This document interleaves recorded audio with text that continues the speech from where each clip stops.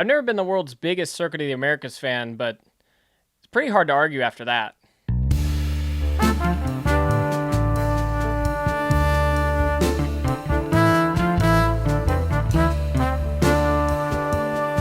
All right, welcome back to Big Motor Small Blade, and just got done watching Circuit of the Americas, and wow, end of that race was pretty great. We had a 4-car battle at the end of that race over the entire stint, between Christopher Bell, who obviously won the race. Spoiler alert. William Byron ended up second. Tyler Reddick looked like he could have gotten up there too. Maybe he waited around too long. Maybe he didn't quite have it. Not sure. And then heartbreaker for Kyle Busch. He was very close there to getting that one done. It just didn't work out for him. I think he probably was a little overly aggressive with the tire wear, or with the tires. Sorry, and it caused some excessive wear on that car. But yeah, I don't know. I don't have a whole lot of notes for that. Good, clean racing.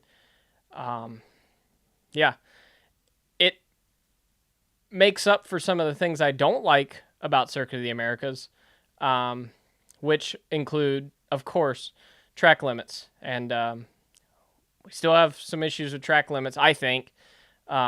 Maybe not in the ways we used to have them with, as far as implementation of the rules go. They're pretty clear now. They've been clear, but they were called pretty clearly today. I'm sure we'll hear about some that weren't called as clearly or whatever in a day or two. But there's basically just 3 corners you're not allowed to cut. And by cut, I mean entirely cut. You can 75% cut it, which I don't understand. It's such a, I don't know. It should be whatever. That part's fine, I guess. I'm not a big fan of it, but it's fine for the most part.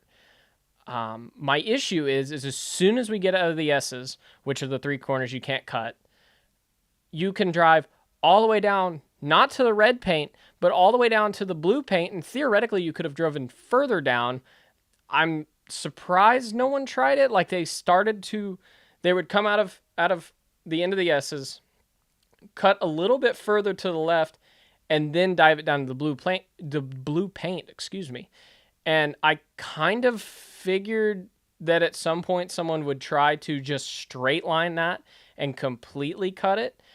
I don't know what NASCAR said, but clearly it wasn't that, whatever it was couldn't have been that tight if they were all going into the blue paint. So why don't you just go even further into the blue paint? I don't really understand it. Again, I just think we need to have, I understand we can't make permanent changes to Circuit of the Americas. It's not our track. It's not SMI's track. It needs to be under FIA regulations, this, that, and the other. But can't we not put something temporary down, like a patch of turf to put down, so where if you get in it, you are going to slide out and you're probably going to wreck? I think that would be a much better deterrent for this. Because we ended up with a wreck at the end of this race, which was Denny Hamlin getting into Austin Dillon. And the entire wreck happened because everyone was cutting that corner so egregiously, not per the rule book, but per where the actual corner is. They were cutting it so egregiously that we were throwing so much dirt on the racetrack. If you got off line too much, you were going to run over that dirt, and you were probably going to lock it up into the corner. This is the exact same thing we dealt with 2 years ago. I mean, we dealt with it last year too. We didn't end up with a caution at the end of the race. But the reason we ended up with 19,000 overtime restarts in 23 was because basically that same corner, but we were running the full course. You guys were driving all the way up under there and driving in the dirt. And as soon as you got on the racetrack, you spun. That's what happened. And that's essentially what happened here today. So we've done this. We've been doing this for 4 or 5 years now almost. I don't understand why we can't just drive on the racetrack. There's a perfectly good racetrack there, and for some reason we're just not interested. NASCAR feels like they can't police the entire racetrack. Okay, cool. But like, there were only really 2 corners that weren't being policed. That guys cut egregiously all day that caused this same issue. The same thing happened in turn 19 as well. And guys were, I don't know if they were throwing dirt on the track as badly, but it was still a very similar thing. And I just don't understand why we continue to do this in an era where you can, I mean, think of it this way. NASCAR always says that they can't police everything. The track's too big or whatever. But we've been throwing penalties now on pit road for 7 or 8 years, I believe, without having officials everywhere. We have video, and the video system flags something it sees, and then they go back and look at it.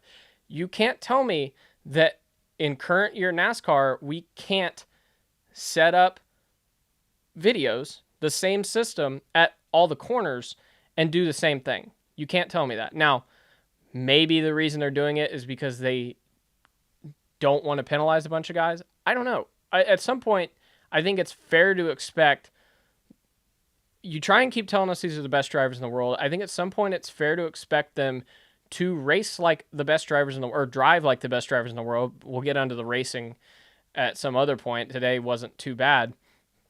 But at some point, you need to expect them to drive like the best drivers in the world, I think, and drive on the racetrack. I don't think it's that hard, and I don't think it's that ridiculous of a concept to implement in current year. Okay, excuse me, my Hurricanes are on the power play, which is not something you really want them to be on. All right, now while the Hurricanes continue to disappoint me on the power play like they always do, let's talk about Shane van Gisbergen. I'm sure no one on this channel expected that. But yeah, they looked like they were in pretty good position at the start of this race, and unfortunately it was another thing at COTA. It wasn't, obviously, so if you don't remember, last year at COTA they lost a couple gears or whatever it was. I think it was maybe first and second gear or something toward the middle and the end of the race. And that's what really kept them from challenging. Today, they just never had short run speed at all, and it just killed them on restarts, especially going up the hill.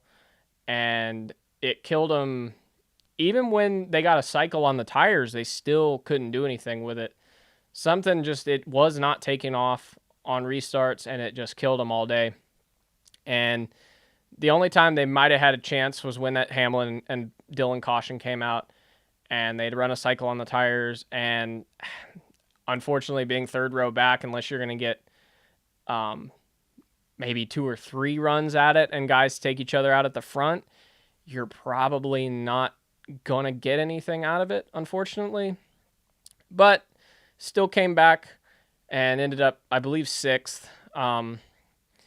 So not a terrible day for the 88 team, but certainly I would say a little bit disappointing if you're them. I mean, I know they have a handful more opportunities to do this, but again, they don't have probably as many opportunities as everybody else. Will Shane be getting better on the ovals? Certainly, but it's still, you still don't want to throw away these opportunities if you can avoid it. Well, that's about all I got for this one. Not a whole lot else. Red Bull came back. I was really happy about that. Connor Zilic unfortunately finished last after running really well all day. That killed my top 10 parlay, unfortunately. As all my bets, I am not Dale Earnhardt. Do not listen to my bets. I had Shane van Gisbergen to win. That didn't work. So actually that might have made this my fault. So I apologize to everyone who was pulling for SVG. And then my top 10 bet would have hit, except for Zilic getting wrecked. That didn't help me out. And then my head-to-head bets didn't work out because I think the only thing that didn't hit was Alex Bowman not beating Kyle Busch, which shout out to Kyle Busch and the 8 team for being as fast as they were today. They've improved a lot. Let's see if it's not, I like to call it a off-season, early season mirage. I guess that's probably not just me, but an early season mirage where you can put a lot of a lesser team can put a lot of effort in the off season and make some grounds, and then a quarter of the way through the season they've pretty much lost all those games. But anyway, that's it for me today. What'd you think of the race? Yeah, let me know. Leave a like if you did, dislike if you didn't, and be sure to tune in tomorrow for the first post-race edition of Push to Pass, or Tuesday, one or the other. But be sure to tune in. Bye.